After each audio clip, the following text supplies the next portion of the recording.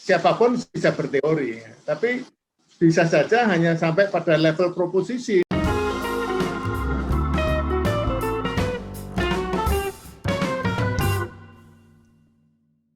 Assalamualaikum warahmatullahi wabarakatuh. Selamat siang dan salam sejahtera bagi kita semua. Selamat datang di UMK Talks Academic episode pertama. Sahabat Sivikivitas Akademika dimanapun Anda berada, semoga senantiasa dikaruniai kesehatan dan kekuatan dalam menjalani kehidupan, khususnya di masa pandemi saat ini. Baik, hari ini kita akan membahas sebuah topik, yaitu tentang teori penelitian. Hari ini tentunya sudah hadir bersama saya, jadi tentunya saya tidak sendiri. Saat ini sudah hadir bersama kita seorang akademisi dan peneliti handal yang sangat berpengalaman dan sangat terkenal di kalangan para peneliti. Sahabat Sivitas Akademika, mari kita sambut Profesor Ali Sauka, MA, PhD. Bagaimana kabarnya, Prof? Assalamualaikum warahmatullahi wabarakatuh. Baik-baik, Pak Darman. Alhamdulillah sehat. Alhamdulillah. Oh iya, perlu sahabat Sivitas Akademika ketahui bahwa Prof. Ali ini baru saja berulang tahun yang ke-70 ya, Prof. Pada hari lagi. Oke, Prof. Selamat ulang tahun, Prof. Semoga Terima kasih. Semoga selalu sehat, panjang umur, dan selalu berjiwa muda, Prof. Amin. Oke. Baik, Prof. Hari ini kita akan membahas tentang teori, Prof. Dalam penelitian.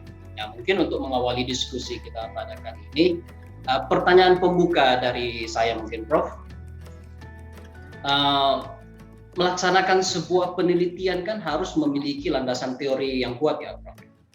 Tanpa teori yang kuat, mungkin sebuah penelitian akan sulit untuk dilaksanakan. Nah, sebenarnya teori itu apa sih, Prof? Apakah semua statement dari hasil penelitian bisa kita jadikan teori? Dan seberapa penting sih peran teori dalam sebuah penelitian, Prof? Monggo, Prof. Ya, Mas Darman, saya itu penasaran ya, dalam artian seringkali teman-teman peneliti atau mungkin khususnya mahasiswa ya, itu kalau menyebut teori itu mungkin saja maksudnya itu beda-beda ya. Jadi kali ngecek maksudmu teori itu apa gitu. Banyak yang paham mengatakan bahwa teori itu yang ada dalam buku. Enggak, itu belum tentu teori itu. Yang dalam buku itu lebih banyak pengetahuan umum tentang suatu topik yang kemudian disampaikan kepada pembelajar, pada mahasiswa. Jadi buku itu sebagai tempat dikumpulkannya pengetahuan-pengetahuan. Jadi di dalamnya belum tentu ada teori. Jadi saya biasanya, jadi kalau kemudian orang mengatakan menurut buku, seolah-olah dia menurut teori. Gitu. Saya tanya, menurut teori, apa maksud buku teori? Itu lupa yang ada dalam buku, enggak, tidak. Jadi saya biasanya kepada mahasiswa saya, khususnya S1 ya, jadi tentu saya tidak underestimate teman-teman yang memang sudah memperoleh gelar gitu ya, atau peneliti, tapi saya khususnya sebenarnya saya tujukan pada mahasiswa yang mungkin baru mengenal tentang penelitian dan kemudian di dalamnya ada itu tadi, kajian teori, kerangka teori, segala macam itu, tapi saya ingin kembali ke dasarnya, apa sebenarnya yang disebut teori itu. Jadi sekali lagi itu bukan apapun yang ada dalam buku. Saya hanya mengatakan secara sederhana saja, dan nggak tahu ya, ini pokoknya himpunan dari pengetahuan saya yang kemudian saya yakini sebagai satu definisi yang mudah buat mahasiswa. Teori itu adalah pernyataan hubungan antar variabel, pernyataan hubungan antar fenomena, pernyataan hubungan antar faktor lah. Contoh yang sederhana sekali yang saya anggap mungkin teman-teman tidak menganggapnya sebagai teori, yaitu air mengalir. Ya. Air mengalir itu teori itu, bahwa kalau itu setiap air itu pasti mengalir. Kalau tidak air mungkin tidak mengalir gitu. Jadi kalau air itu pasti ini teori yang tak terbantahkan gitu. Nah, kenapa saya mengatakan itu pernyataan hubungan antar variabel itu minimal 2 variabel, itu air mengalir, itu variabelnya air dan mengalir. Dan kalau dalam agama Islam kita sangat meyakini ini teori yang paling kuat ya. Kalau saya nyebut teori yang paling kuat itu teori yang tidak pernah terbantahkan, yaitu kullu nafsin dha'iqatul maut yang ada dalam Quran ya, bahwa setiap makhluk yang bernyawa itu akan meninggal. Jadi kalau ada bertanya ini kira-kira akan meninggal enggak? Pertanyaan saya, makhluk atau bukan? Makhluk bernyawa atau bukan? Kalau makhluk bernyawa ya meninggal gitu. Jadi teori itu suatu bahkan itu satu contoh teori yang sudah sangat kuat. Nah, teori itu bisa kuat, bisa juga masih lemah gitu. Kalau dengan kaitannya dengan penelitian, maka pada dasarnya yang disebut teori itu, kalau penelitian itu bisa dihasilkan oleh penelitian. Di sebelumnya belum ada teori, tapi bisa juga teori itu diverifikasi oleh. Saya sebetulnya juga ingin, tapi waktunya mungkin akan saya khususkan pada masalah teori ini saja. Jadi kalau penelitian yang baik, ya, penelitian yang baik itu mestinya ada kaitannya dengan teori. Apakah itu kemudian menjadi hasil penelitian, apakah itu verifikasi penelitian. Jadi kalau kemudian tadi Mas Darman menanyakan mengenai apa yang disebut dengan kajian teori, apa yang disebut dengan kerangka teori, itu kalau dalam penelitian yang kemudian potensi untuk diterbitkan di jurnal, itu teori yang sudah dihasil penelitian sebelumnya. Dan kemudian dari penelitian sebelumnya itu yang bisa dilihat adalah apakah ada sesuatu yang masih bisa dipertanyakan. Jadi kalau teori itu masih ada celahnya, kalau pernyataan hubungan antar variabel itu masih ada celahnya, maka itulah potensi peneliti itu untuk kemudian mengidentifikasinya sebagai research gaps. Jadi, kalau kemudian saya hubungkan antara penelitian, kemudian ilmu pengetahuan, dan kemudian kehidupan, maka pada dasarnya penelitian itu memberikan kontribusi terhadap ilmu pengetahuan dalam kaitannya dengan teori. Nah, hubungan antar variabel tadi itu bisa dua macam lah gitu. Yang pertama hubungan sebab dan akibat, tapi yang kedua hubungan korelasional, bukan hubungan sebab dan akibat. Nah, dua macam hubungan ini akan bisa memberikan kontribusi terhadap kehidupan karena dengan jadi pengetahuan tadi ya yang disumbang oleh penelitian dalam kaitannya dengan teori yang kemudian dihasilkan atau diverifikasi tadi, maka kemudian pengetahuan akan bisa membantu manusia untuk meningkatkan mutu kehidupan. Dua yang tadi yang saya sebut tadi adalah pertama itu hubungan sebab dan akibat itu karena memang dalam penelitiannya itu ingin menetapkan hubungan sebab dan akibat. Tapi ada juga yang menetapkan hubungan yang bukan sebab dan akibat, yang biasa kita kenal dengan kata korelasi tadi. Nah, sebetulnya kalau yang ingin saya fokuskan pada sebetulnya definisi teori itu apa? Ya, misalnya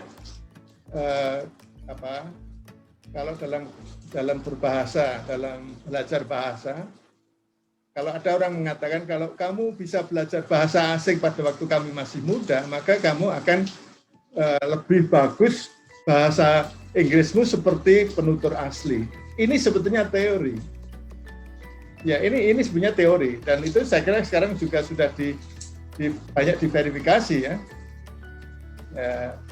Kalau mau belajar bahasa asing pada waktu masih muda, maka dia akan berpotensi untuk bisa menguasai bahasa itu seperti penutur aslinya. Ini sebetulnya pernyataan teori itu. Ya, karena hubungannya berarti dengan kemampuan berbahasa asing dan kemudian dengan belajar pada waktu masih usia. Jadi saya kira itu apa yang ingin saya pastikan dulu adalah kesalahpahaman tadi, bukan yang semua ada dalam buku itu adalah teori. Karena di dalam buku itu banyak juga yang sebetulnya knowledge. Jadi kalau dalam bahasa Inggris itu ya knowledge itu berarti apa yang kita ketahui lah. Knowledge itu apa yang kita ketahui. Kemudian kalau apa yang kita ketahui itu kemudian diatur di organisasi, itu bisa menjadi ilmu pengetahuan. Dan ilmu pengetahuan itu akan diperkuat dengan adanya banyak teori di situ. Ya, di bidang apapun itu selalu di dalamnya ada teori-teori. Kalau kaitannya dengan pendidikan, di dalam pendidikan itu ada teori-teori. Nah, teori itu sebetulnya itu tadi. Jadi kalau boleh saya teruskan sedikit saja, kalau kemudian kita meneliti dan ingin agar penelitian kita itu hasilnya publikasi dalam jurnal, maka editor jurnal itu ingin agar ada kebaruan, ada sesuatu yang baru dari temuan penelitiannya. Kontribusi yang diharapkan dari penelitiannya yang kemudian tertuang dalam bentuk artikel yang disubmit ke jurnal itu diharapkan ada kontribusi teori, theoretical contribution, atau seringkali yang paling dianggap sangat lazim itu significance ya, manfaat teoritis. Nah, manfaat teoritis itu artinya dalam simpulan itu ada pernyataan hubungan antar variabel.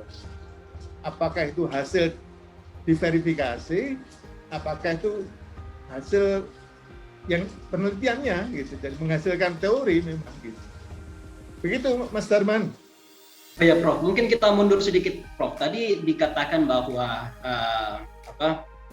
saya sepakat Prof dengan pernyataan tadi bahwa tidak semua yang ada di dalam buku itu adalah teori. Nah, mungkin kalau saya ingin balik pertanyaannya Prof, apakah semua statement yang ada dari hasil penelitian itu bisa kita jadikan teori, Prof?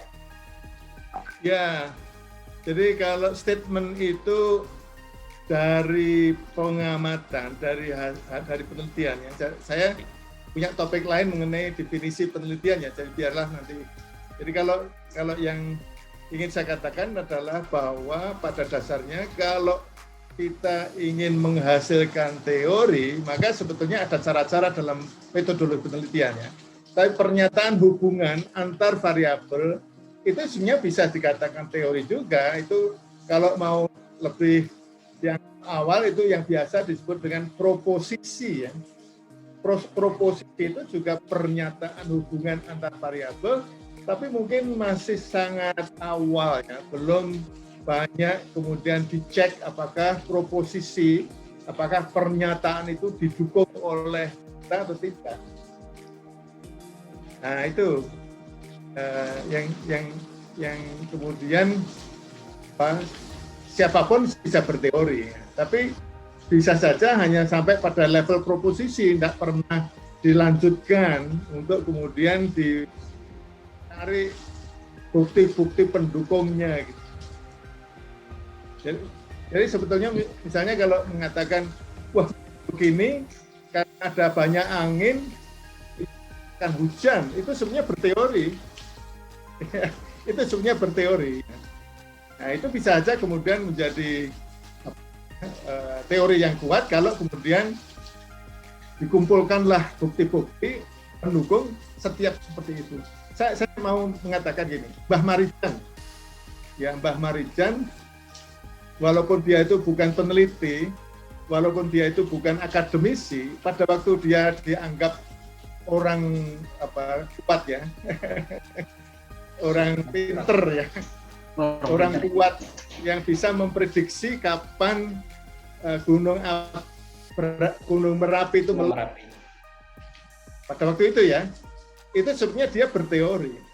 Kenapa dia bisa berteori? Karena dia menghubungkan antara fenomena, antara variabel tadi, fenomena kan variabel atau faktor yang dia amati dari tahun ke tahun. Berpuluh-puluh tahun dia mengamati, karena dia memang menjadi juru kunci Gunung Merapi, tugas Hamengkubuwono dulu ya katanya, dengan misalnya larinya binatang, tumbuh-tumbuhan yang seperti apa, itu dia lihat fenomena itu dan kemudian dihubungkan dengan kapan meletusnya. Nah, itu sebetulnya teori. Nah, tetapi karena tidak sistematis maka tidak terdokumentasi. Tapi Mbah Marijan berteori pada waktu itu dan sampai kemudian dianggap orang yang pinter ya karena teorinya itu terbukti. Tapi ternyata suatu saat fenomenanya berubah sehingga teorinya tidak lagi bisa berlaku. Nah, itulah yang saya anggap teori. Itu teori. Jadi siapapun sebetulnya itu bisa berteori. Masalahnya kalau kemudian bukan peneliti, maka teorinya itu tidak didukung oleh bukti-bukti empiris yang kemudian bisa didokumentasikan. Gitu Mas Arman. Terima kasih Prof. Ya, kalau bagi mahasiswa itu yang jelas jangan sampai yang disebut dengan teori yang ada dalam buku. Kalau Mas Darman cermat, kadang-kadang mahasiswa mengatakan, menurut teori, dia maksudnya apa? Itu loh yang saya baca di buku itu loh, belum tentu itu buku teori. Sepakat Prof. Jadi kesimpulannya bahwa tidak semua yang dari buku itu adalah teori ya Prof. Iya. Mungkin Prof, saya kira penjelasannya sangat detail Prof, sangat mencerahkan ya saya kira, khususnya bagi kami yang masih awam tentang teori itu sebenarnya apa sih. Saya kira itu sudah terjawab Prof. Mungkin sebagai penutup mungkin Prof untuk sesi kali ini, mungkin singkat saja Prof, seberapa penting sih peran teori dalam sebuah penelitian Prof? Ya, sebetulnya memang kalau ingin mengkontribusi terhadap perkembangan ilmu, ya tentu yang dikatakan teori. Tapi penelitian tidak harus kemudian menghasilkan teori ya. Jadi memberikan bukan menghasilkan teori, tapi memberikan penjelasan terhadap fenomena. Jadi bukan harus hubungan. Jadi mendeskripsikan, jadi meneliti dengan mendeskripsikan tapi tidak menghasilkan teori atau tidak memverifikasi teori, itu juga banyak gunanya karena kemudian orang semula tidak paham menjadi paham. Misalnya fenomena tentang pandemi, ya tidak pada hubungan antar variabel di pandemi, pada masa pandemi ini misalnya perilaku orang seperti ini, itu mendeskripsikan. Jadi kemudian orang menjadi paham, ya menambah pemahaman terhadap fenomena. Mendeskripsikan fenomena itu juga termasuk tujuan penelitian. Jadi tidak harus setiap penelitian itu menghasilkan atau berurusan dengan teori. Begitu Mas Darman. Baik Prof, terima kasih Prof. Saya kira cukup diskusi kita pada kali ini Prof. Semoga bisa bermanfaat dan menambah wawasan para sahabat Sivitas Akademika dimanapun Anda berada. Dan tentunya masih banyak hal-hal menarik seputar penelitian yang akan kita sajikan Prof dalam episode selanjutnya, dan tentunya pastinya bersama narasumber andalan kita Profesor Ali Sauka MA PhD. Mungkin sebagai penutup sebuah pantun dari saya, jalan-jalan ke kota Samarinda, jangan lupa singgah membeli manik. Sekian dulu kebersamaan kita, sampai jumpa lagi di UMK Talks Academy. Sekian, Assalamualaikum warahmatullahi wabarakatuh. UMK Talks Academic, forumnya orang cerdik.